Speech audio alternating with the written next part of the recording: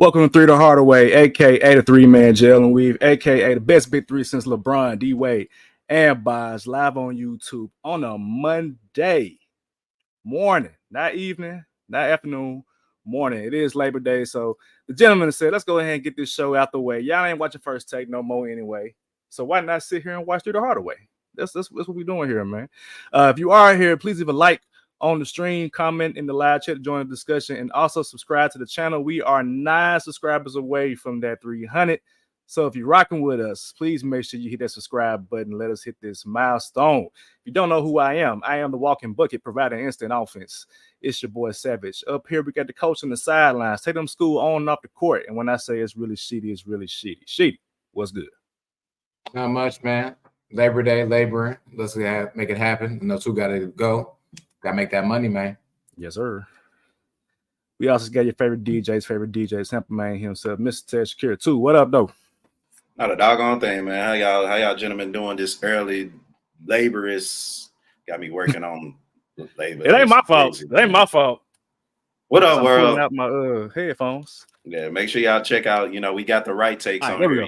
That's the first take. This the right take. So we got you. Whatever list they gonna come up with, we got you, bro. They're gonna end up having Giannis top 3.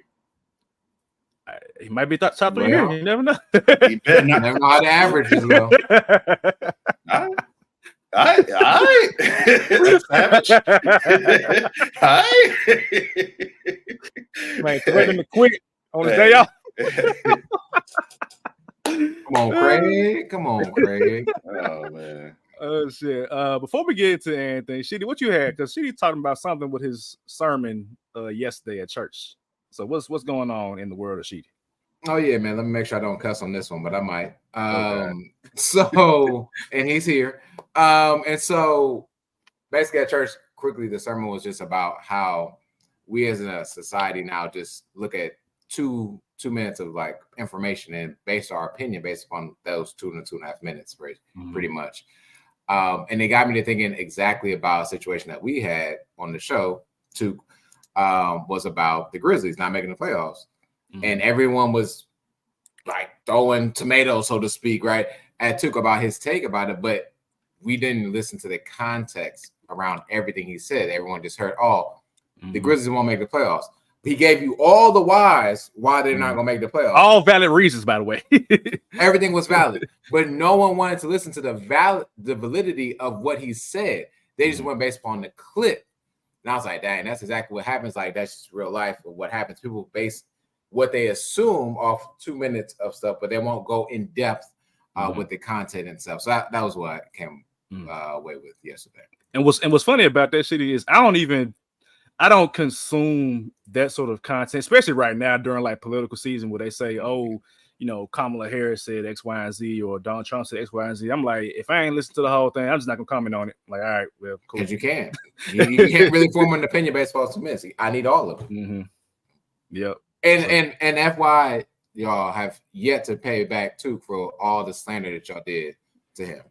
I'm standing on that. I'm not expecting no payback, man. It is what it is. The past is the past. I had my victory lap for a reason because I knew that I wouldn't kind of, get the niceness back. But it's cool. You know what I'm saying? Shout out to Grizz Nation. Yesterday was 901 day. Back. So shout out to Memphis. But I appreciate that, Sheedy. How did he put that with God though? Like, what is like with scripture or something? Like scripture, yeah, so it actually wasn't him, it was her. Sarah Jakes, that's right. Yeah, it was Sarah Jakes. And really what it comes down to, like, I don't know, you could say like you base yourself not going to church. I'm not saying you, I'm just saying people in general. Yeah. Base yourself not going to church because of an interaction they've had with someone, which is happening a lot with us as new millennials, so to speak. Having bad reactions at church is like, I'm never going back to church. Never going back, yep. But if you dove back in and gave it a chance, and maybe you will. And that's me. That's one of those people that does that. And then it's also thinking about like people's testimony, and I'll just be quick and I'm not going to get on into it, but you asked. So a person may be always screaming at church, like, right? But like, you never know, like before then she was silenced to not say stuff about maybe stuff that's going on in her family that she knew about, right? And stuff like that. So she doesn't want to be silenced at this point. This is why she's so loud at all other times, so to speak. So that was just a little bit, bro. We can do shitty sermon every Monday if you want to. Pastor Sheedy. Ain't nothing wrong with that, man. Nothing wrong with that at all. All right. So before we get into the primary reason why a lot of y'all are here, the top 50 NBA players, 31 through 40, we do have some bit of NBA news. Steph Curry was extended 1 year. I think it was $63 million, if I'm not mistaken. A lot of money for that 1 year of Wardell Stephen Curry. So he actually will not become a free agent until 2027. And if I'm not mistaken, he's like, what? He'll be 39 or close to it. He'll be damn near 40 at that rate. Two, I understand you have your own conspiracy about that. As far as like as that relates to LeBron James and Steph Curry, how LeBron or whoever it was didn't want to go to whatever team. I think it was they didn't want Steph to go to the Lakers. But nonetheless, what are y'all's thoughts on Steph Curry extending for just 1 year with the Golden State Warriors? I think he's gonna be done after that. Because otherwise, why not get unless they pay him again a 1 year extension that's like $80 million. But if you're the Warriors, I can't say why would you do that because that's Steph Curry, but like why would you do that? I think it was just so as a thank you for all you've done kind of thing. Yeah. You know, I've seen on Twitter somebody called it like a legacy, like I guess contract or whatever, which he's rightfully so. If you, I mean, still being honest about it, is underpaid. You know what I'm saying? When you got the best shooter on the world, and he's literally brought your organization from the bottom to the top. Like literally, the Warriors were bottom feeders. Not you know, no disrespect to the We Believe in a Baron Davis because they helped with that too. But still, after that, it was like, all right, what's next? And then, oh shoot, let's go ahead and get the greatest shooter of all time. You know, with Clay and Draymond and you know KD and everybody else. And that's him. That's Steph Curry. So he's owed that. Will he be done afterwards? If Steph Curry was to come back, it'll probably be for one more championship. So if he came back, it'll probably be on a lesser deal, probably like LeBron did, like Bron getting 30 mil this season. So it'll probably be something like him actually probably going to the Lakers or, you know, to, you know, another organization just to try to win, you know, a championship, because will the Warriors be, you know, in the championship territory in 2-3 years? I would hope so, but we got a lot of young pieces that it's like, all right, let's see. We got, you know, Mike Dunleavy who calling the shots, who I can't put a dollar on, but you know me, I put my top dollar on Joe Lacob and everybody else that was running the organization before. So I really can't say what they're gonna do. However, with this extension of Steph, thank you, Steph. Appreciate it, but I don't think he's done playing basketball after this contract. If he is, it's probably to continue his acting. He got some show on Peacock and I ain't checked out yet. But that's Steph Curry, man. He's a businessman now. He got another baby, I believe, on the way or just born. It's here. So it's here now. So it's time for him to be a family man. I should probably on his ass anyway. So, you know, you done broke the record of all time. You know, can you get to 3,000 threes? Go ahead and break that and call it a day, man. Look, Riley almost in high school. Like, come on, man. I need you to be in her games or something. Like, look, by the time Riley should be in college, like she should, like even high school, like she should be ranked. Like the WNBA should be centered around Riley and Caitlin Clark in the next 4 or 5 years. You know what I'm saying? Like, come on, man. It's time, Steph. We appreciate you, bro, but it's time. Like, I don't get that easy money, do what you do, but we appreciate it. She ain't getting that. No, she said he said his computer restarted on his own. That's never happened. That's what's up. Okay. Well, they after him. They after him. He done spoke the word. He done spoke the word. Oh my God. So for those of you who are here, Sheedy, his computer restarted on him. So we'll see when this is him right here. Is this him? Let's see. Here you go. Come on the phone. Come on, quick thinking. You can't stop greatness. Welcome back. When you covered in God's grace, you can't stop it.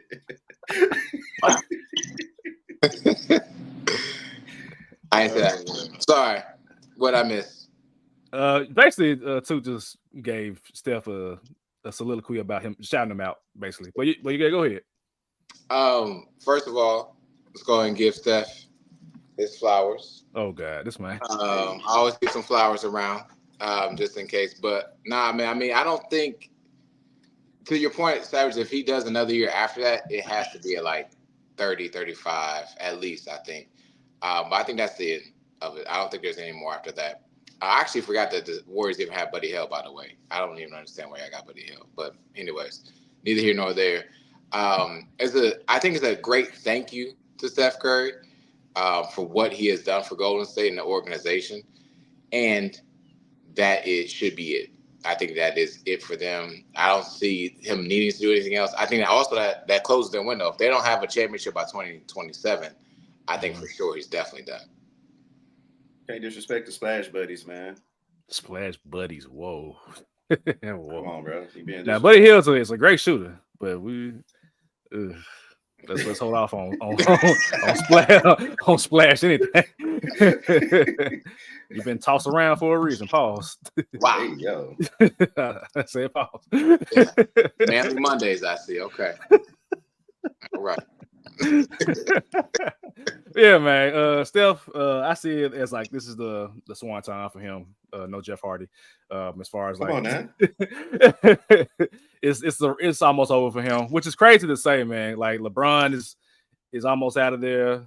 Steph about to wrap it up soon.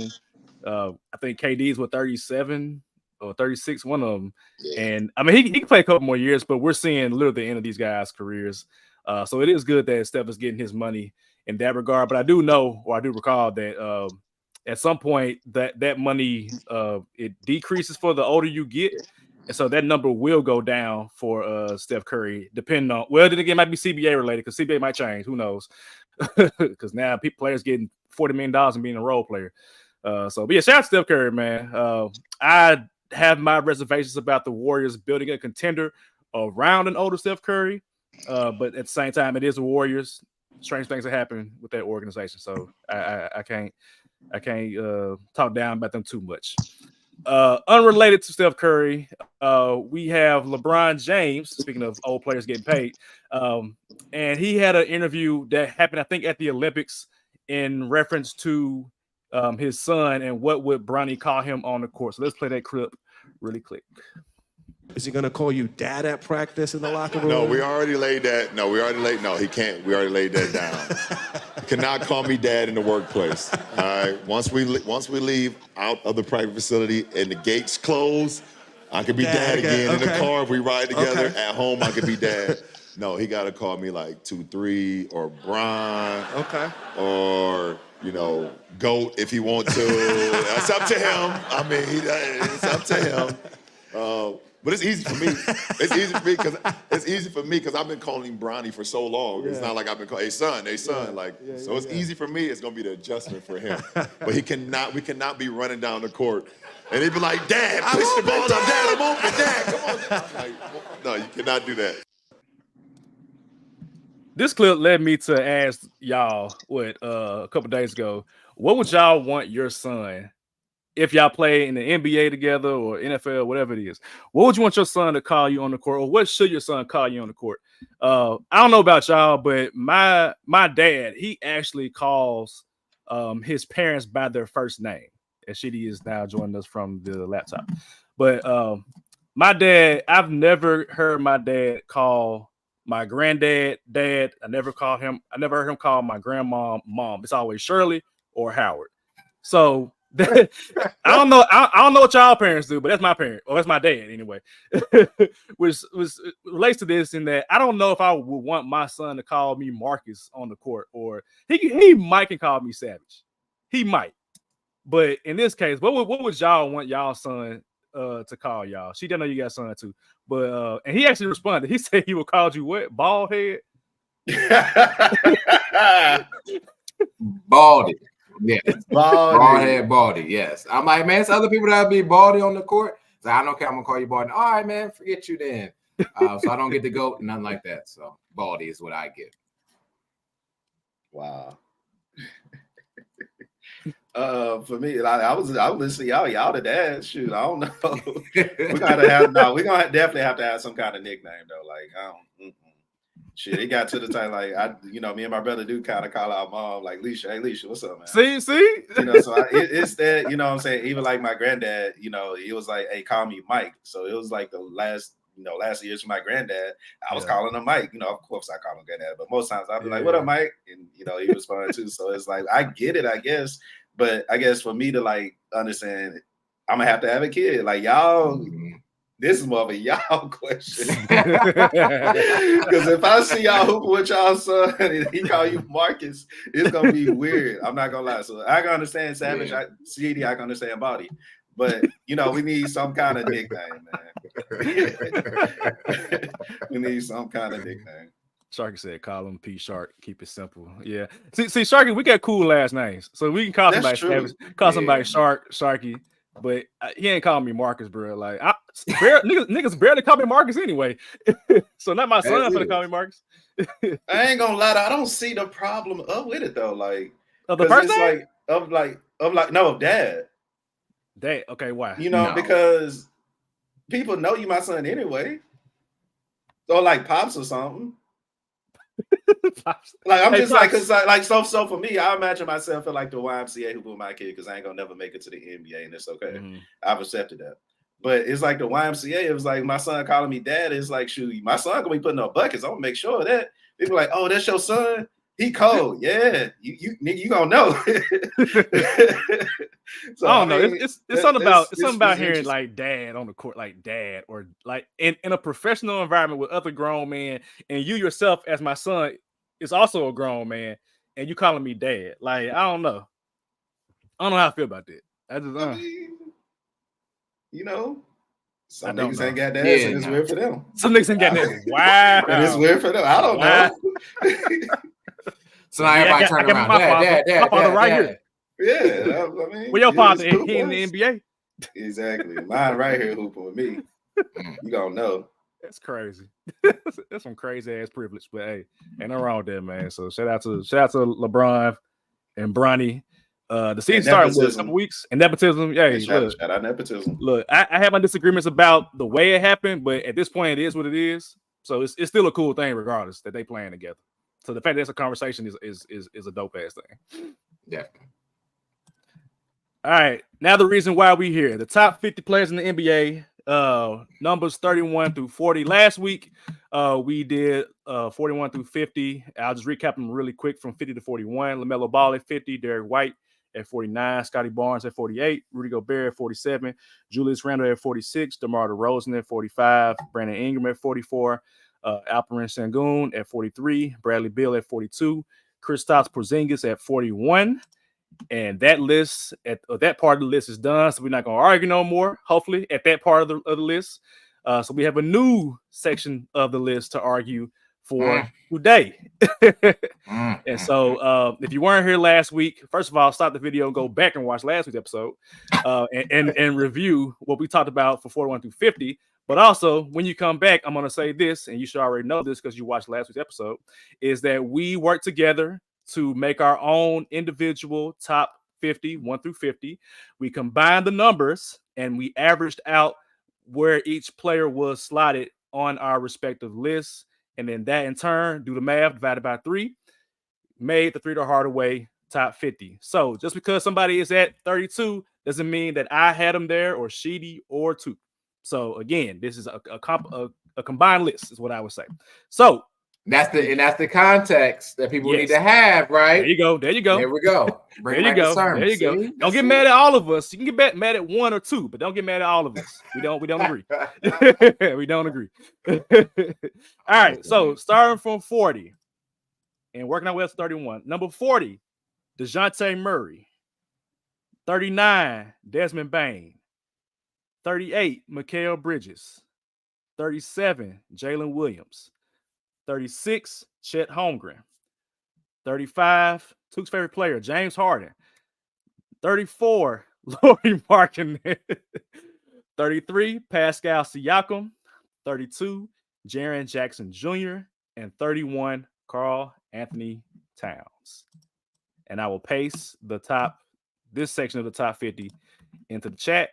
Gentlemen, have at it. Duke, I saw the face, brother. What's going on? Was it the Thunder players? That's where you started whisking your face at. Nah, it wasn't no damn. I mean, yeah, the former Thunder player, for one. why the hell he on this list? We went through it last week, so you know what? We ain't gonna go through it this week. No, let's go through it. Let's go. So where'd you have James Harden, Sheedy? Because I know Tuke ain't have him on his list. I didn't have him on the list. So how did y'all how was he 35 if I didn't even have him on my list? Y'all are crazy. I'll tell you the reason or how he got there. One, so again, for context for the viewer, if a player was not slotted on the host top 50, they were then given the number 51. Mm-hmm. And then we had whoever else positions and divided by 3. So that's how he technically, mathematically got on this list. So Sheedy, where'd you have James Harden? I have my 29. 29. Right above where we at. And I had Harden at 36. That balanced out to 35. That's crazy. The calculate went calculating on that one, but it's cool. I mean, technically it was. That's the math behind it. Okay, so let's talk about it. Why is James Harden? Did you post the list yet? It's in the chat. It's in the chat. Yeah. Okay, I went the wrong one. So too, why is James Harden not a top 50 player to you? Because he wasn't on your list at all. Where is he in general? I mean, probably right outside. Right outside, but you talking like it's. And I told y'all last pod, so I'm happy it was later because people don't listen to later in the pod because Savage, you said some ish that should have you slapped right now. And I agree with you, so I guess I should be slapped too. But no, so James Harden. So I don't think he's gonna have a top 50 season next season. What I mean by that is you're talking about a Clippers team, of course, who lack weapons, but we saw what a lack of weapons could do to a person's stats. Like his stats last season were like 16, 8, and 5. If he repeats that, that's top 50-ish for me. But I don't even see him averaging that next season because, like I said, is Kawhi gonna play? Okay, if not, whenever he does play, cool. But when he's not gonna play, who you passing the power to? So your assists may go down. Do I see you averaging 20 points next season just as you are? Nah. You gotta say, I'll actually watch the Clippers play. So for him to be over the Desmond Bain, I think Desmond Bain's gonna have a better season than James Harden if we're gonna stick with this list. I think Jalen Williams is already a better player, defensively and offensively to James Harden. Mikal Bridges, what they would do for their teams is kind of tit for tat with Harden offensively and Mikal Bridges offensively. But if you ask them who I'd rather have Mikal Bridges and Jonte Murray and James Harden. That's a good one right there. Which one would have a better season, Jonte Murray or James Harden? And if you ask me, Jonte Murray, because the Pelicans actually got the skill set to complement him as, again, the Clippers. Correct me if I'm wrong, but who they got, again, Kawhi, cool. But he going to sit out half the season. I've been talking about the Cooper going to Golden State. Shit, he may go to Clippers. That's how bad I think the Clippers going to do. And they go into the new arena, and that's karma. We just think if they show us who they are, they always prove us every time. Whoa, hold on. Now, I know I'm going to get ripped apart during this show too, so I might as well be the first one to do it for you. No Diddy here. But we listed James Harden as being a top 10 shooting guard of all time. We agreed about that. Y'all did. He was at 10 for me. Two. Come on. He was at 10 to make y'all. Okay, he's a top 10. Top 10 shooting guard of all time. Based on what he's done already. Okay. Got you. And you're going to tell me that he ain't going to show up and prove for the Clippers with a team. James Harden does his best, just like Russell Westbrook, I think, at this point in their career. Does the best with players that they don't really need. Yep. A bunch of players that, like James Harden got those 38 points. What was that game 2 in Philadelphia? He had like 40 points, and they won that game without Embiid. Yes, that's what he does. He and now he's going to have a whole season primarily because we don't know about Kawhi of having this type of season. I think he's going to put up great numbers. I think these are going to be more of the Brooklyn Nets type numbers that I've said before, where he's averaging maybe a little bit north of 22, 23 for sure. I think, yes, he doesn't have a particular person he's going to give the ball to all the time, but his assists are going to be there. He's going to be double-digit in assists this year. Oh, yeah. The Clippers gave this man $72 million for the next 2 years in LA. Did y'all see how he was in Houston? Of course, he bought out, I guess, but he in LA now. He finna go crazy. He not worried about no damn basketball. More reason why he's going to average more points and more Yeah, assists. as I argue, he's probably play better.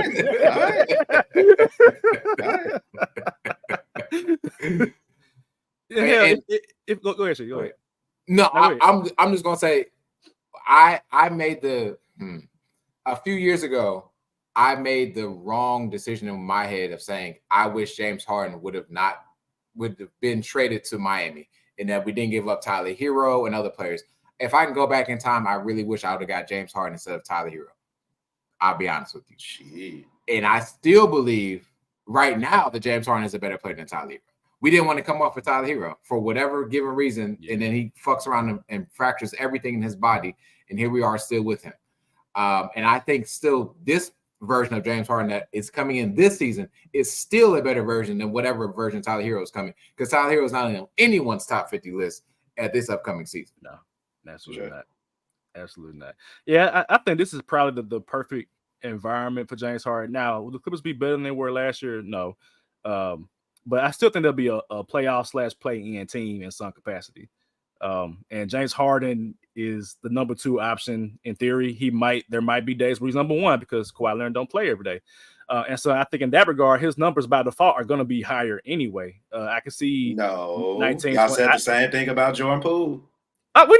We said no. Let's go there. Jordan Poole, James Harden, man. Come on, man. Jordan Poole, James Harden. All right. MVP in the past, and Jordan Poole, I relent Jordan Poole. Hands up on Jordan Poole.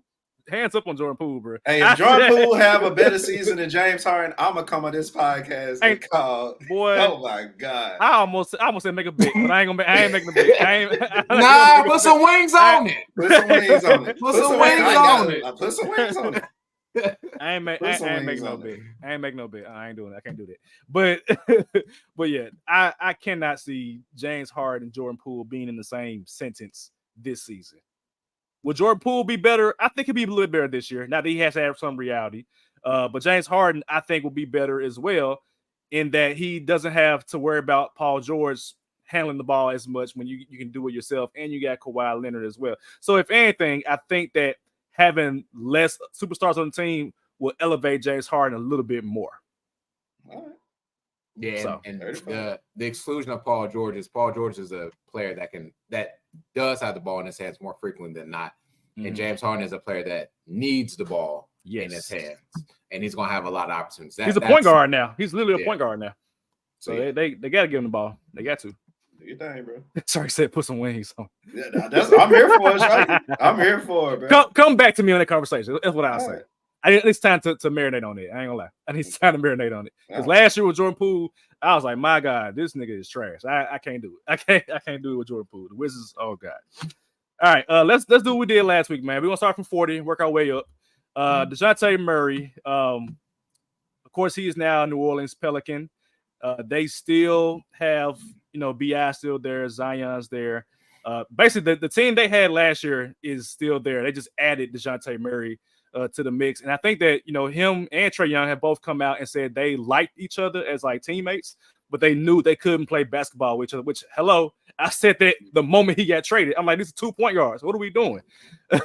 But now that Murray is back in a point guard position, let me actually see where I had him on my list. I think I had him like 50, if I'm not mistaken. Yeah, I had him at 50. So, and that to me is like, I'm not sure who or what he's going to be in New Orleans per se, because New Orleans is kind of I won't say they're like unsteady, but we just don't, they have too many things to do to finalize what their team is going to be next year. So are they going to trade Brandon Ingram, who is kind of like Paul George, that he needs a ball in his hands to be effective? I say go ahead and trade Brandon Ingram. And if they do that, then I think Murray can have an even better year. But for right now, as constructed, that's where I got Murray at 50, but we got him at 40 on our list. Which means, you got him a little bit higher. Yeah, I got him in the 20s or 30s. I got him at 33. I think if you talk about a perfect situation for a player, I think that the Pelicans is like he come in right off the back. CJ McCollum get back off ball, so you got a shooting guard that you can go to. Zion, who's looking 15, 20 pounds light, like he looking good. He's skinny as hell now. He's looking good.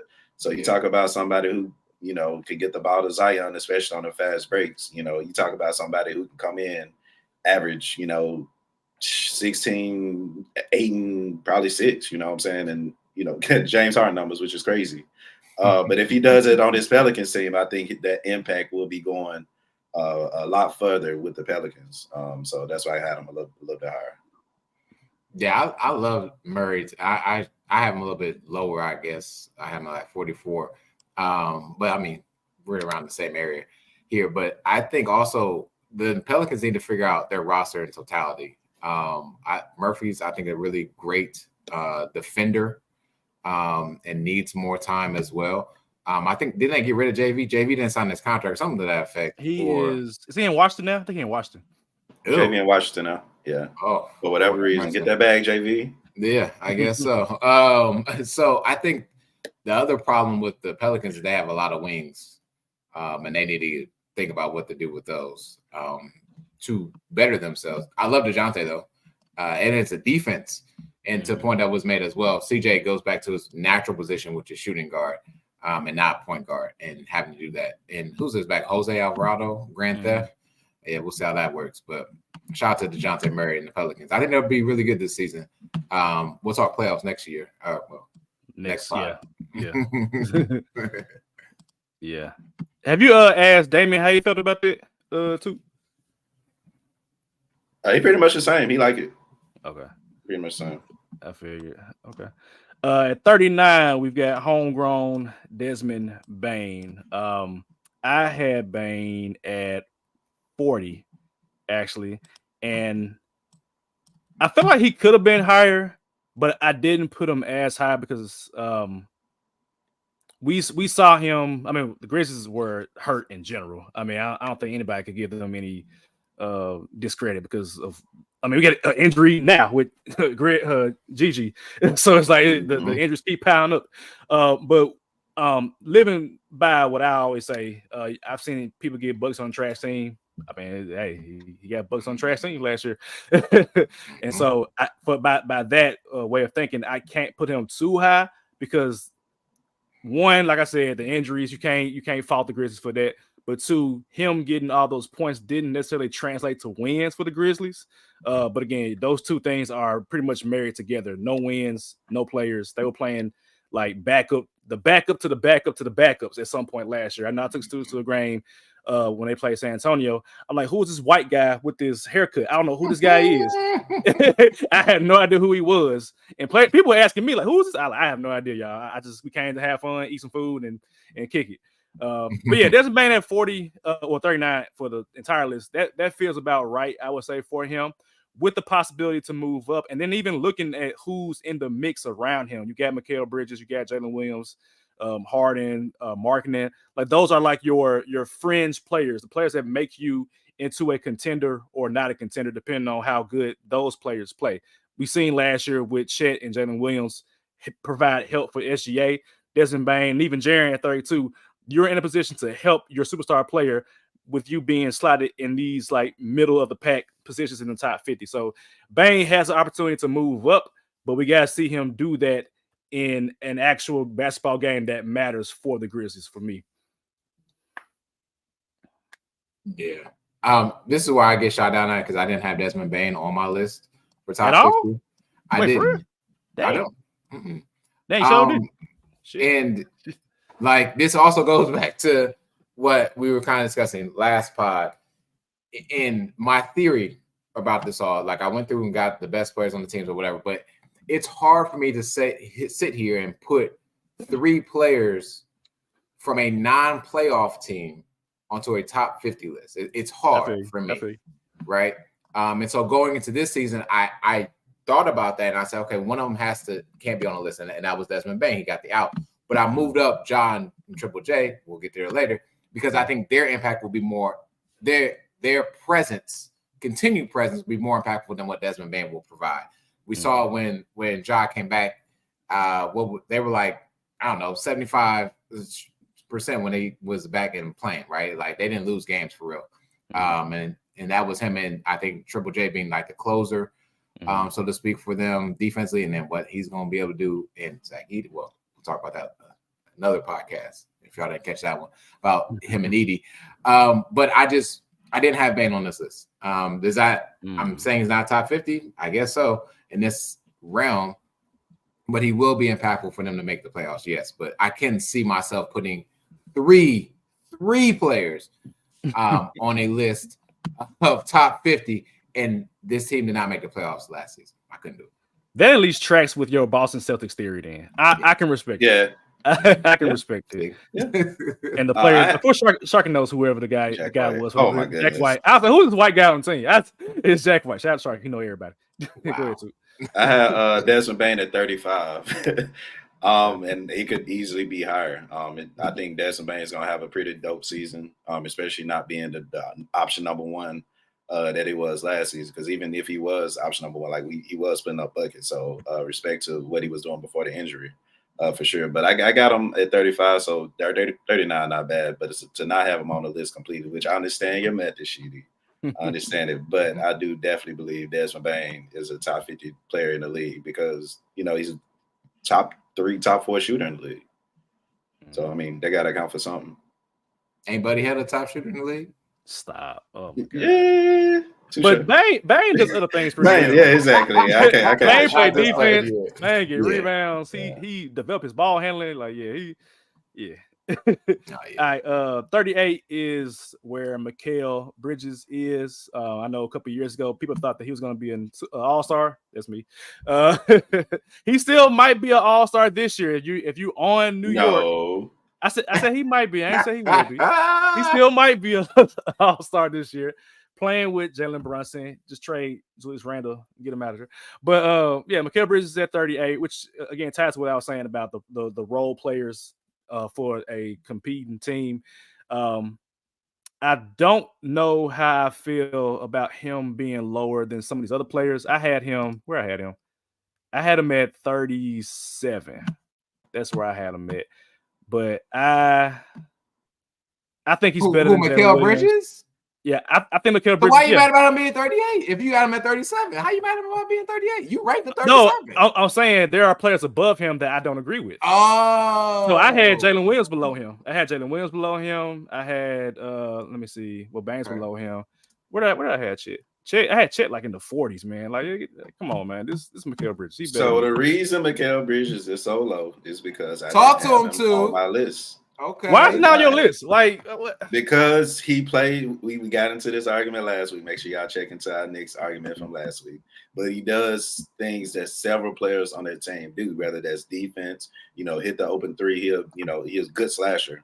He's a great overall player, but is he somebody that can be an all-star? I thought he was when he was averaging what he was averaging a couple of years ago for sure. But he went to the Nets and became option number one, and he did all right, but he wasn't an all-star. Rather, he come to this team, and you don't know if you're going to be option number 2 any given night, option number 3, option number 4. We don't know. You know what I'm saying? And that's just the X factor in it. Like, I would love to, of course, the talent-wise that he is top 50 for sure. Hell yeah. But I don't know if he's going to have the numbers to back it up because, again, he plays the same role as a lot of players on the Knicks team. So I get it, but, I'm still flabbergasted about the Knicks and how y'all have respected and disrespected the Knicks on this pod for this list so far. I think Mikal is fine where he's at. You had him higher than me, Sheedy. You had 34. Yeah, I think that 3 Knicks should be on this list. I mean, they are technically Julius Randle, Mikal Bridges, and Brunson gonna be up the list somewhere. And the first thing that you mentioned was the problem that we had last pod, so we won't dive into that one so much. Okay. I think that to the point that's being made, Mikal Bridges is in the perfect system for him to have the stats that everyone would like him to have. Why? Because Tom Thibodeau has something that man. What are those stats? He'll at least to the whatever you want to call all-star numbers he had of a love north of 20. I would say 5 and 5. He's probably going to get maybe like 7 rebounds. I'm gonna give him 7 rebounds. He can get 5 assists and he'll be north of 20 points. So 27 and 5 is what I'll say for him. He'll take some of that load off of Josh Hart. Josh Hart won't have to be in the trenches getting as many rebounds as he's been getting. And I think that there is a way of how they'll figure this system out. They played together. Like, they're going to figure this out. Like, Tom Thibodeau doesn't really have to coach the offense as much as he would necessarily need to. He does do it anyway. Yeah. And so I think he'll still get those 20-plus points somehow. There's no way he doesn't come to this team and not score that much. I just don't see it. So Bridges, his last season with Phoenix before he got traded, well, during the season he got traded, he put up 17 points, 4 rebounds, almost 4 assists. And then when he got traded, he turned up and averaged 26 points, 4.5 rebounds, 2.7 assists. So he was told, hey, go score. Don't even pass the ball, go score. And then the next year, his scoring actually went dramatically down to 19 points a game. Still had the same amount of rebounds, 4.5, and his assists went back up to 3.6. So I think he probably will average more assists because you playing with your boys. Like, you're gonna pass that rock with your team, make that extra pass with your teammates. And I can see him putting up about, like, I say about 19, 20 is about right. 20, 24, and about 4 close to 5. Okay. I see the disconnect because I got him at 15, 16. So I see what a disconnect is. Okay.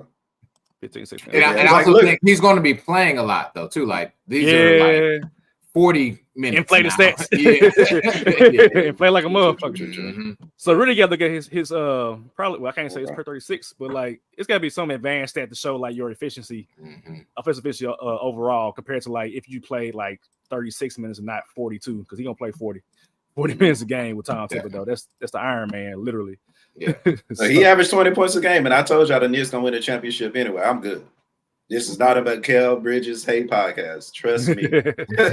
I would love for him to be a top 30, 39. I agree. Me too. So it's not a hate podcast. Trust me. Yeah, just based on what I see. People should know because Sheedy, your sermon earlier. Hey, they gotta make sure they tune in, brother.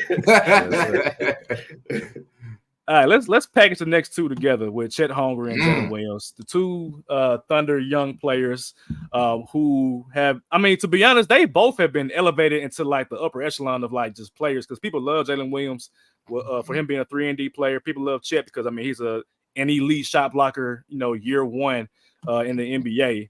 And they're both at 36 and 37, above some damn good players, some all-star players, you know what I'm saying? So I think for me, seeing that is we're expecting, not us, but like as an NBA, fandom, we're expecting the Thunder to be taking that next step and not losing to Dallas in the playoffs based on where we think or where we're projecting Chet Holmgren and Jalen Williams. What do y'all see there's like future going to? Like, are they going to be all-star players or are they just going to be like elite level role players? I think Chet will be an all-star. I mean, I think his game is good enough to be an all-star. He could have been an all-star. Well, not could have been an all-star last year, but he was like competing against like Wemby for rookie of the year. And we know Wemby going to be an all-star this year for sure. And Chet, I think Chet is pretty much, he's borderline an all-star like right now. I'm not sure about Jalen Williams. I think he's going to be a good player, but I don't know if he's going to be an all-star level player to where you can count on him if SGA got to miss a game. You know what I'm saying? Like, I don't know if he got that in Jalen Williams just yet. What are y'all thinking? I think that's I'll say the irony of Jalen Williams is comparison is kind of Mikal Bridges. I mean, they're kind of the same player, like defense, straight up catch and shooter. Jalen Williams, I think statistically last year was one of the better catch and shooters, definitely though. So, and average 19 a game. Do I see it going up? Maybe. Because I think he'll probably have the ball in his hands a little bit more, especially with Caruso coming in. They're gonna try to get, I don't think Caruso gonna come in trying to score. I think he's gonna come in, of course, 3-and-D, do his thing. But I think Williams got the potential to get a little. Let me see what he averaged last season, 19.1. I think he could be 20 points a game, but not too much higher. I agree, sure. So to answer your question, I think he'll be a great role player. Shed, definitely all-star. Will it be next year? Who knows? Because you still got to compete with Vic and a lot of other players who have good seasons. But I had Shed actually at 28. I had him pretty high. Okay, yeah, high. Okay. I think because you don't have Josh Gideon there anymore, that's an easy, he had 8 rebounds last season, so you can get 2 more rebounds, I think, as a big man. So you 10 rebounds there, you can get to 18 and 10, 19 and 10. My challenge for him will be to get to 2010. I know he's playing with SGA, who's ball dominant, but my challenge will be for him to get to 20 and 10. I think he'll be closer to 20 and 10 than the 16 and 8 that he was averaging last season. Yeah, you don't need. I don't think Jalen Williams is going to go. I agree with what Sharky said, and I agree with what you're saying as well. I don't think Jalen Williams in this day and age is going to be an all-star. He's not going to be an all-pro. He's not going to be any all-NBA, I should say. He's not going to be that level. Is there more in his tank? Possibly, right? But not a lot, so to speak. And I think signing Isaiah Hartenstein was crucial for Chet as well. Because Chet doesn't have to worry about doing as much as he's done in the past with who that, like Mike Muscula or something like that. Yeah, some bums down there. Pokashevsky, whatever his name is. See what I mean? He might be Russian or something. I don't even know who he is. Speaking about pointing out a white boy. But regardless of the fact, I think both of these players are slotted to help out SGA, along with everyone else that the Thunder have signed. And if they are not within this hunt of these mid-30s that we have them rated as, then the Thunder are in trouble. Because if you expect SGA to do this again, quintessentially by himself, you're eventually going to tire SGA out to the point where he's going to probably exit out, stage left, and then what are you going to do? And so I think they have a decent amount of talent. I would like to see them trade package for just something more. I don't know what that something more would be. Before they got Caruso on Hardenstein, I really, really would have loved, this is me personally, I would have welcomed a reunion for KD. I would have welcomed a reunion for Still gonna happen. It's still gonna happen. They got picks. Right, because they have so much. They have so much to offer. So I would have 20 picks, man. But I mean, I'm not mad at it, and I hope that they do well because I would love to see them. I feel like they almost kind of gave up a little bit in the playoffs. I just don't think they had enough. I think it was youth for them. Yeah. I mean, Jalen Williams didn't play well in that final game, so and it wasn't Gordon Hayward. I can tell you that. I would say lack of depth as well. Youth and lack of depth, real. So now they got Caruso, they got Hartenstein as well, who get Shed a little tougher as well. So I think Shed will have a good season. Yeah. OKC has an elite like front office. Like they just know how to win every trade, how to draft players, how to develop them. Now it's a matter of like, okay, you're too damn good at your job now, to where you have a wealth of assets. It's like, all right, something got to give with one of these assets. You can't continue to build your team around 18, 19-year-olds. You got to have some veterans in there at some point. And maybe for them, it's like, okay, we're going to sign, SGA, we're going to sign Chet, we're going to sign Jalen Williams, and then just use them draft picks and just have that as depth. But like having youth as a depth ain't necessarily a good thing in the playoffs. Sharky says, I think Thunder and Grizz are in the same boat. They need Triple J and Chet to be second star, Jalen Williams and Bang to be a third option, high-level role player / secondary star to reach their ceilings. Yeah, I've always said that the Thunder are like the Grizzlies' evil twin. That's their you evil got Caruso twins, and Marcus Smart.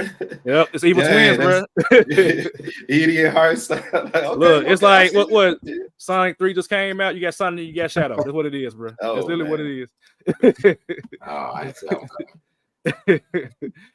All right, let's go to Lauri Markkanen, man, at 34. So Sharky brought up a point in the chat. He thinks that Lauri Markkanen is overrated. Are we, Peter Hardaway, overrating Lauri Markkanen? Now, we love Lauri from Markkanen here on Peter Hardaway. It's been 3 years. He gets buckets. He gets rebounds. He does his job. Utah ain't the best team in the world. We understand that. But at the end of the day, Lauri Markkanen is still holding down the fort up in Utah. Maybe they get better this year. I don't know. But are we overrating Lauri Markkanen as a podcast? Fellas, I think y'all might. Who is y'all? You right. Oh, no. I'm not saying I didn't have him on my list. He's on my list at 43. I acknowledged that last week. However, if he is ranked at 34, that will mean one, if not both of you, have him higher than what I had him at 43. I got him at 36. I had him at 28. Damn. Only because I thought that. Well, I'm thinking. Only because now listen. Only because I am going to assume, or I assumed at the time, that somebody was going to trade for him on a contending team. Like I know, like based on his game, he gets rebounds. He's athletic. He can shoot. He's 6'10", 6'11", and can do all these things. I'm like, somebody got to trade for this man at some point and add him to be a second star on a contending team, which I think he still can be. That's why I have him at 28. I see his game. I'm like, yeah, he can play. I know he can play. That's an easy 25 and 8 a night on any for somebody. Any team. That is a walking. That's a bad white boy. That's a bad white boy. I don't even know where he from. Oh, he from here. He went to Arizona. Shout out to him. He's 7 foot. Finland. He's from Finland. Hey, shout out to Finland. Shout out to Arizona. Nah, they got him 7 feet 240 on ESPN. So he's legit 7 foot 25 and 8. I can't. 27. Like I said, he's Jeremy Grant. He gets bucks on a bad team, but a great role player on a good team. Nah. He better than Jeremy Grant though. Wait, Jeremy. I love Jeremy Grant, but he is nowhere near my top 50. Oh no. Yeah, but yeah, I mean, A+ potential. Somebody got to trade for him, man. Get him out of Utah. I know he in Utah. It's a white man in Utah. I understand it, but like, come on, man. Somebody trade for him. It should have been Golden State. If it was Golden State, it was Golden State, I'm like, yeah, let's go. Yes. Let's go. I'm with it now. I'm with it. Yes. But y'all want to stay on B pods. That's the problem. And maybe he will get traded. We don't know. We'll see. Because I mean, everybody can say, "Oh, we want to keep Lloyd for marketing until it's time in February, and you got picks, Oklahoma City." So, yeah. So we got him at 34. Utah got to win some games this year, man. At some point, you got to win games. If you ain't winning games, why are you holding on to Lloyd marketing? I mean, aside from getting people to enjoy cheering for a white guy in Utah. Yeah, true. All right, 33 is Pascal Siakam. He got traded to Indiana mid-season last year. I mean, they literally made it to the Eastern Conference playoffs. Granted, they kind of, I don't want to say got carried there, but they did play well as a team. But once Halliburton got hurt in the playoffs and you had to rely on Siakam as your primary guy, it kind of messed things up for them. Siakam is, I mean, we saw him be the best second option in the league when the Raptors, won the championship against Golden State. Of course, I know what happened with KD getting hurt. But Siakam was balling for Toronto as a number 2 option, which fits best for him. Where did I have Siakam? I don't know if I have him. I have him at 33. I had him at 33. Oh no, I had him at I think he had lower than me too. Yeah, he had him at 40. Yeah. Right. Yeah, 32. I was right there. Yeah. 32. So yeah, but Siakam, I mean, I feel like there's nothing much to say about Siakam aside from like he's a damn good player. He can get 20 points, he can get 10 rebounds, he can get 7-8 assists. This is what he is. And if the team is good, it's gonna be a huge part that he probably did something to help that. So Indiana, I mean, I expect a step back for Indiana because I don't think they're that good as they were last year. But if they are that good, that means that Siakam and Halliburton are making something work up in Indiana. So I think right here in the middle is probably the best spot for Siakam because there are times where he can play like an all-star, in my opinion. So we got the same guys with the Pacers. That's weird. What you mean? I feel like they're gonna take a step back as well. I think so too. I think teams are expecting them now. Yeah. By taking a step back, are you guys stating right now that they won't be in the playoffs because they were a 6 seed? So that would make they'll play in team. Yeah. Play-in team. Actually play in. Yeah, I think everybody drinking the Halliburton Kool-Aid now. I think kind of feeling himself. I mean, that man didn't play in the Olympics. Like, come on, man. You ain't no real hooper if you ain't trying to actually play, bro. Like, come on, man. Like, I'm sorry, man. It's something to be said about this shit, man. Like, to me, like, you can't be on an AAU team and you ain't playing, bro. Like, you're not playing at all. And you're over here flexing with your goal. Like, come on, man. And one thing I was interested in seeing was like, what if the Warriors would have drafted Lonzo Ball? So Lonzo Ball and Steph would have played together. I would have loved to see Halliburton and Steph on the court at the same time. Like, damn you, Steve Kerr. This also gives, I mean, Rick Carlisle and the Pacers a year with Pascal, right? Since Pascal was traded mid-season. And let's not get twisted. Like, we were on this podcast saying about Pascal. So this actually goes into Lori for marketing too, right? Pascal was given all-star quality numbers on a trash team. That's fair. Giving you about damn near 25, 8, and 6. Damn near, I think I feel like I quoted that at some point. About right. It's about right.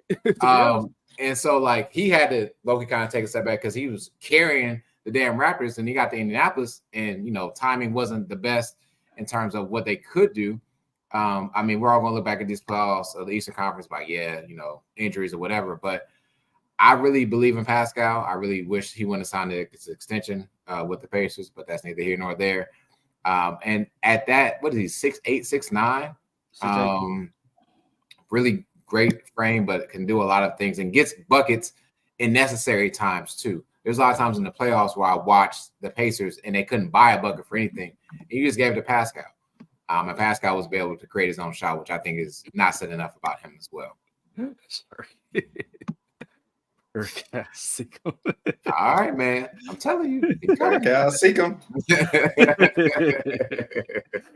Put up 21, 8, and 3 last year. Like he's an easy 20 points. He can get 20 points in his sleep, man. This is what he do. That's what he do, man. Next up is a controversial player. I guess for y'all's pass with Triple J on the Rest in Peace to Starting Five podcast.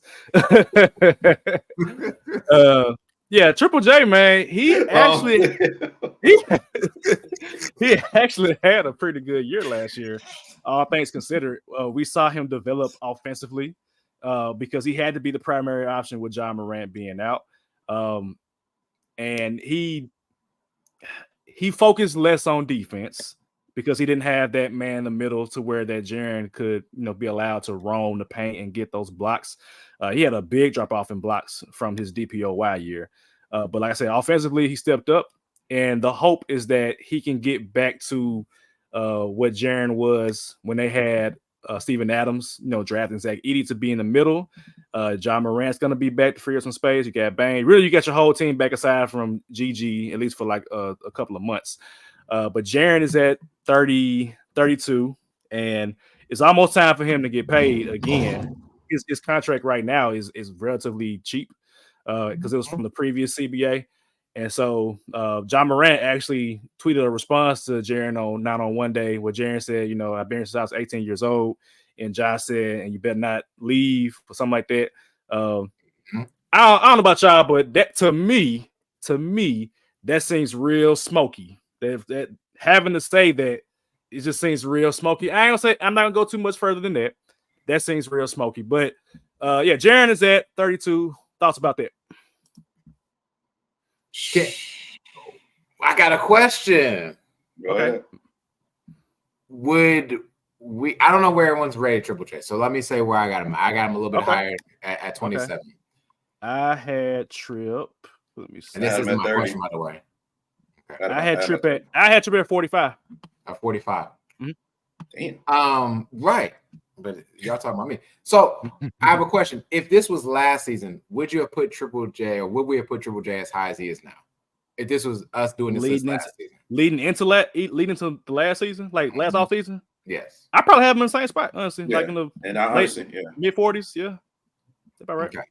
The reason why I asked that question is I think if I was making this last year like this, I think I would have put Triple J a little bit higher because I wanted to see him do more for the Grizzlies. Mm-hmm. That's me personally. Okay. I have him at 27, so I'm a little bit higher than where he's at now. I believe the GG thing that comes, it's going to be there, whatever. But that Zach Edey, that draft was important for Triple J. Yep. Because it allows, to me, I think Triple J is best when he is not the center. He has to play the forward. He has to be more of the free safety as a defender. And when he's a free safety as a defender, that's also going to lead to him getting buckets going down the court, which he scored a lot as well in the few seasons prior to, since he's been 18, right? So you don't have to be that man in the middle to get the rebound like Zach Edey, to get the rebound and then lob it out. He's already going to be gone now. Mm-hmm. And that's going to be great for him in his scoring. He's also got when he can sign that contract, when you look back at the contract details, you were getting less money every year, very tradable contract. And again, I believe the Grizzlies will be a playoff team this season. If I believe they're going to be a playoff team, 2 player members from that team, one is him and the other one we'll talk about sooner or later as well, have to be great. And Triple J will be great this upcoming season because is his contract up this season too? I think that's another reason why he got one more year. I'll look it up. Yeah. Look it up real quick, please, because we definitely need to know that. But for me, I had him at 30. For everything you just said, Sheedy. 2 years left, this year and next year. Okay. Perfect. One of the things when I said that the Grizz weren't gonna make the playoffs that I was excited for is I want to see if Jaren gonna actually, command the ball offensively. You're gonna be the number one option for most of the time, especially when Bane went out. So let's see what you do. And for him to average 22.5 points a game, I was impressed.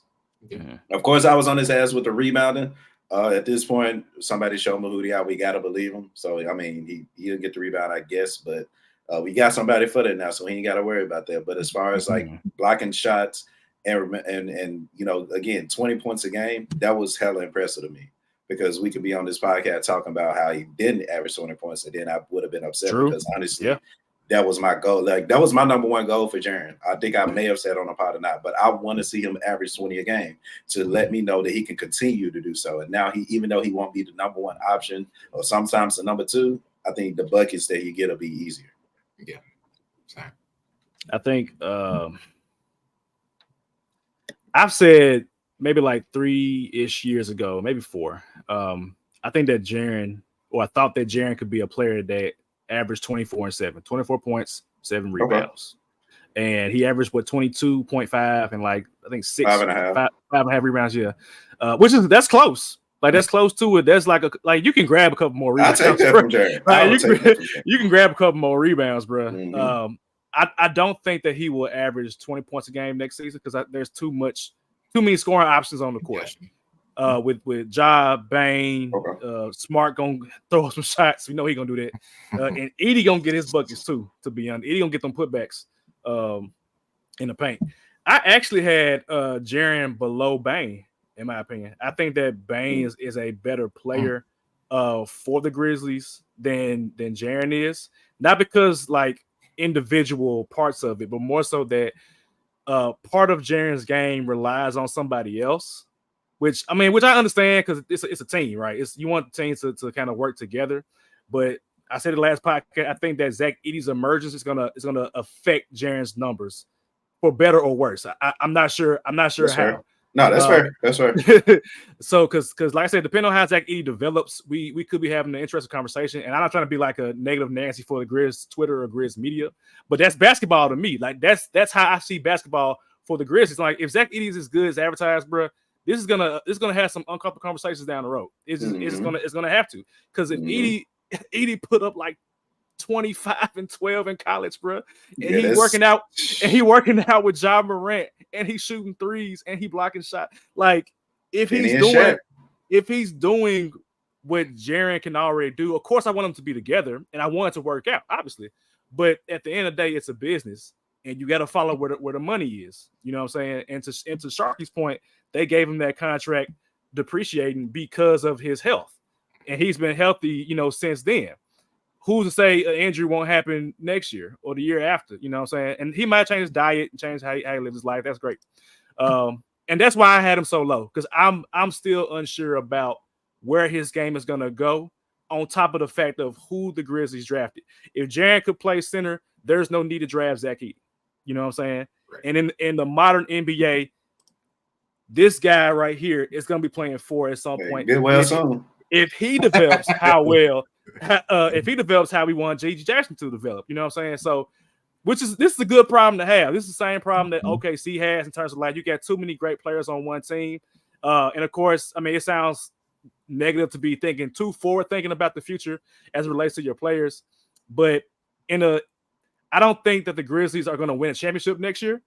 But if you have championship aspirations, the time is ticking for like certain contracts, is what I'm saying. Mm-hmm. So you got to be thinking like in 2 to 3 year increments about your entire team and think, is it worth it to keep this player beyond this season, next season, or whatever it is? So I have him at 45. I think he can be a great player for them, but I hope it works out for how they want it to work out, is what I would say.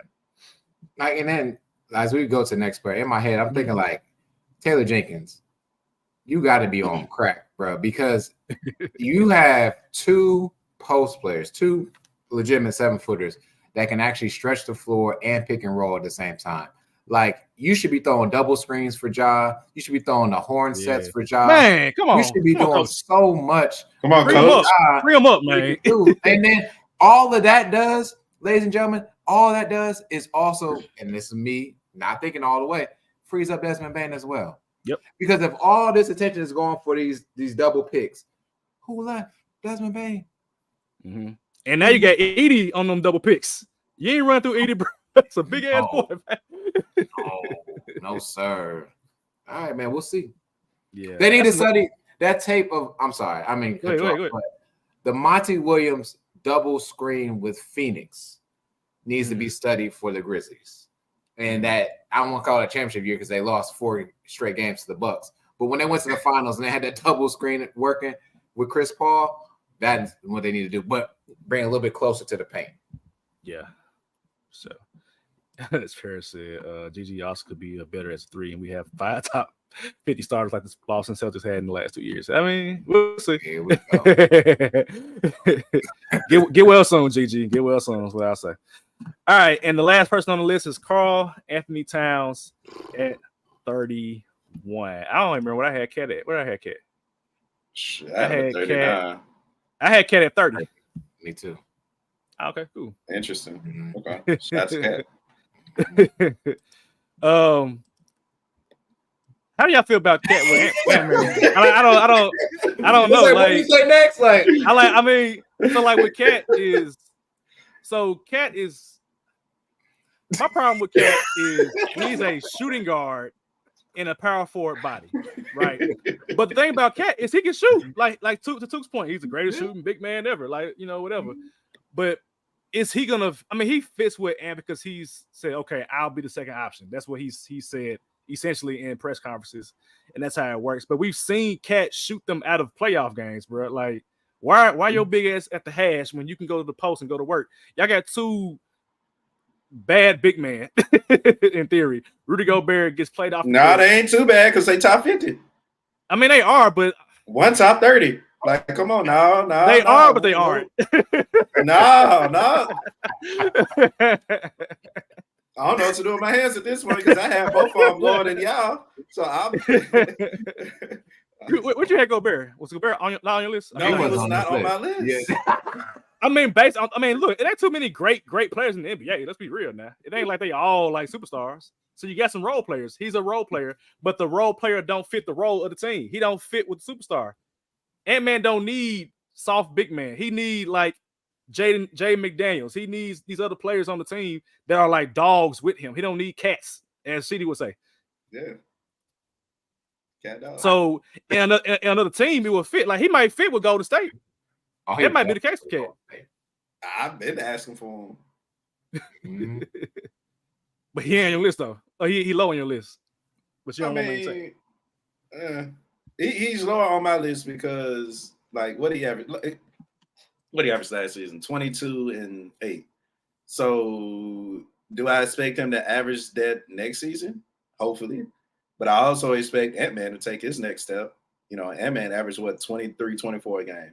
So I mean, he been expandable for the last couple of years, is what I'm saying. I understand how we can't even put into words like Cat.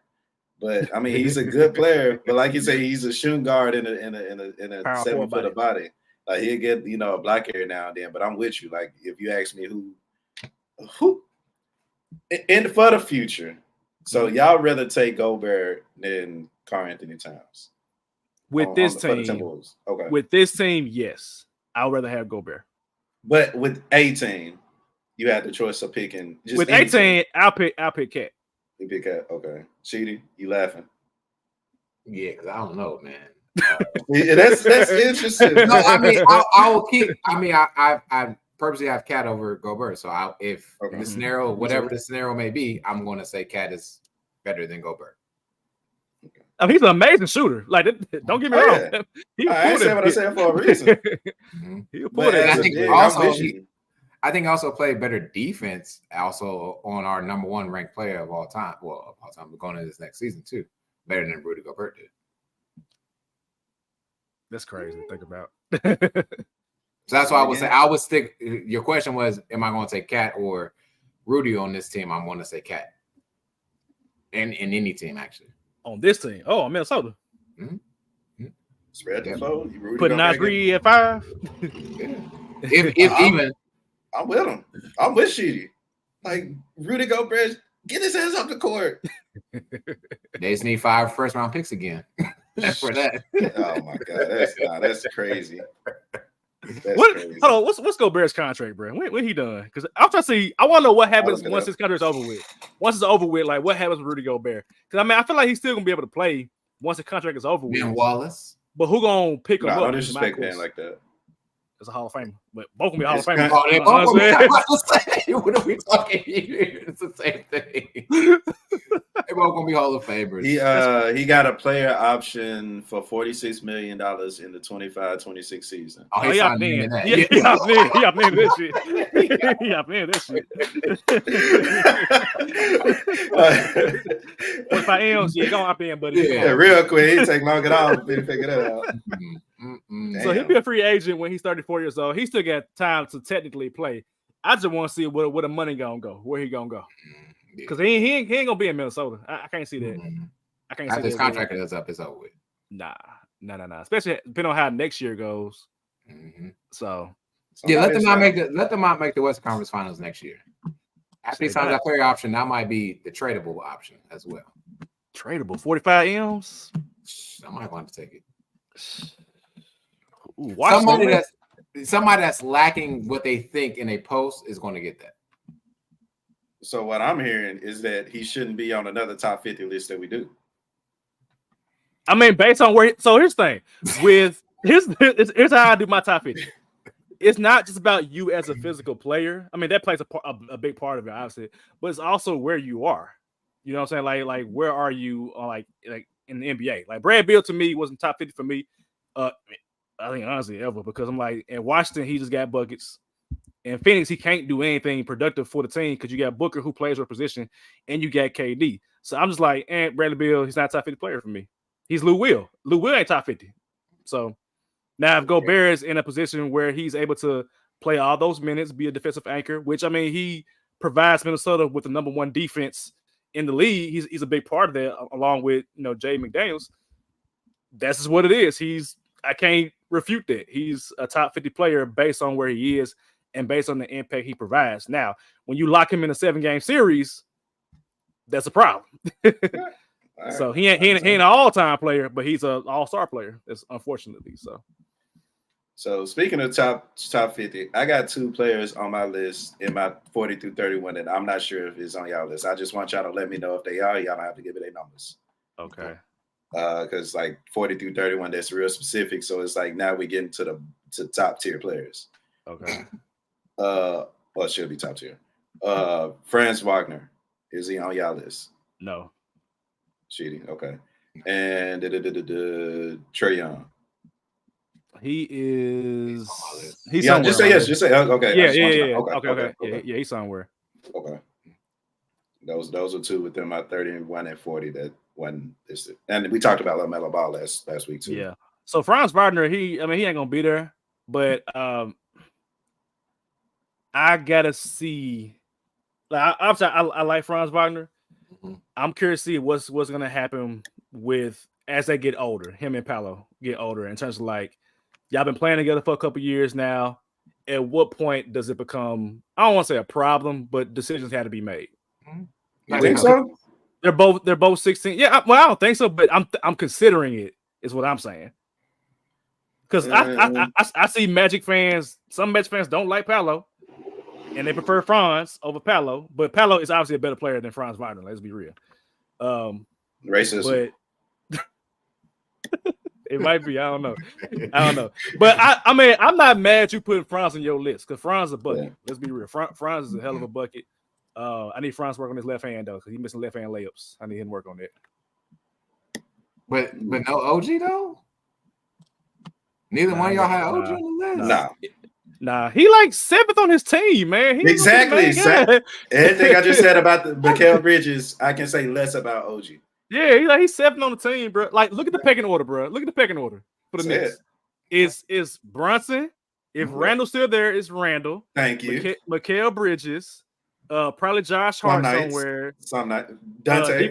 DiVincenzo gonna be there.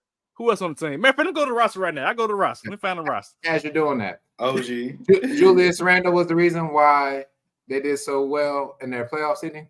That was Julius Randle. He wasn't playing, so he gonna come back. So just imagine if he played. Right?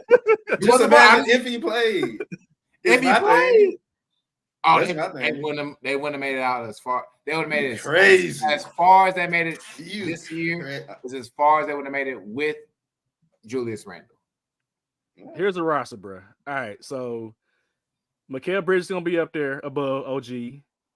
Well, I'm gonna say this. I'm gonna name a player. You said me yes or no. Is he above OG in the pecking order? Y'all ready? Mhm. All right. So Mikal Bridges. Yes. That's one. Brunson. Yes. Yes. That's two. DiVincenzo. No. Yes. That's three. Josh Hart. No. Okay. You only listen to Tuke at this point. I'll let you listen. I'll be right back. Go ahead. You listen to Tuke. Go ahead. Julius Randle. He would not be over the pecking order. Oh, for Julius Randle. So I got Okay. Julius Randle too. Yeah. Mitchell Robinson. No. Deuce McBride. You still going? Shout out to Deuce McBride. Nah. They love him in New York now. They love Deuce McBride. Look, I love playing with him on 2K. Shout out to Miles. He had because Miles would be the second point guard. Deuce, he'd be the second point guard off the team, or maybe. I don't Either know. way, he's at least fifth in the pecking order. Fifth. He's at least fifth in the pecking order. He's fifth in the pecking order. And you're telling me that's why he can't make the list of top 50 players in the NBA. Yes. However, okay, I'm with y'all. That's fine. He was That's like Boston. cool. He was like You Boston. already know where I was going. But Derek White, Better who player than also OG. Better player than OG. not Yes. be, but a fifth option on the Celtics is definitely on the list. He's a better player than OG. Yes. Yes, I'm with Savage. Drew Holiday's a better player than OG. Yes. Look. I said on here, the Knicks may have did OG a favor, man. OG will probably be trying to get out the Knicks after this season because he's not. But to your point, Sheedy, should he be on this list?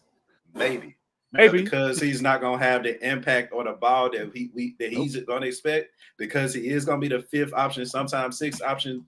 At nights, he may be the third option at best. So he got a big contract. Now it's like, shoot, I got to find somewhere that I can be comfortable with this fat ass contract. Who knows? Thank you, Sharky. No, he's saying that for me, not for No, you. he's saying that for me because y'all still got really bum ass in the top 50. Oh, well, then those make sense for Savage then. I already told y'all, bro. It's about time and place and the player, bro. Out of 17 games, Rudy Gobert starts and he is the DPOY like 4 or 5 times, and he's the leader of the best, quote unquote, best defense in the NBA. But y'all just said Carr had a better impact than Rudy. Just 10 minutes ago. Defense. I said defense. Defensively, 10 minutes ago. That's what y'all just said. I didn't say that. That was okay. Me and shit. Sheedy together. Okay. Yeah, we were shitty. Okay.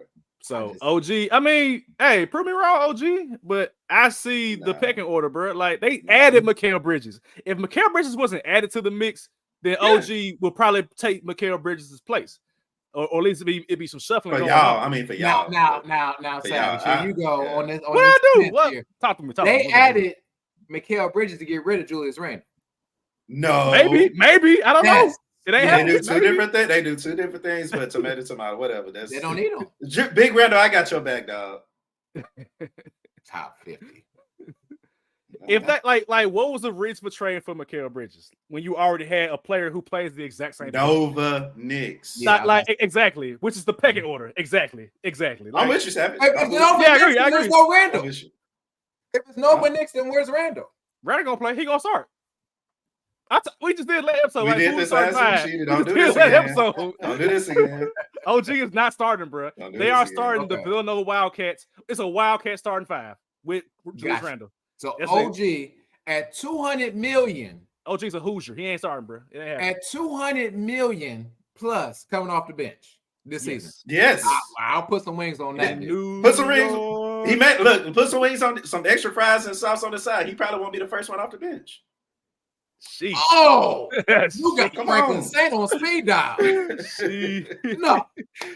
No. If we being real about it. Oh, here we go. Okay, let's go and get this bet. Cap, go ahead and record. OG is not.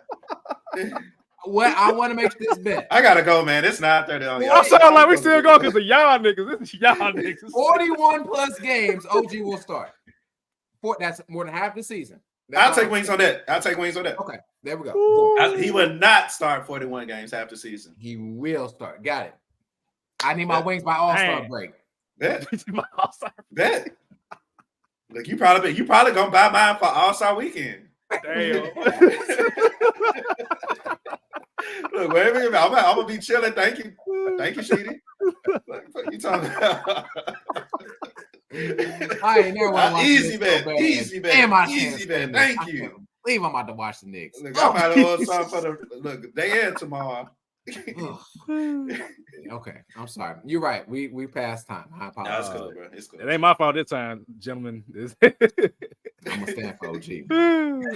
Okay. All right, y'all. Next week we doing 21 through 30. I told y'all who listening, like, it's gonna be some controversy across the list. And this episode was no different from the last one. If anything's worse. Yeah, but, I'm pretty sure it's gonna be a lot worse. I'm pretty sure it's gonna be. It's gonna get worse. I ain't got no me next Monday. I'm good. Good. Yeah. So yeah, man, lock in with us. We going into 21 through 30 next week. So see y'all next week. Stay safe. Be blessed. Peace out.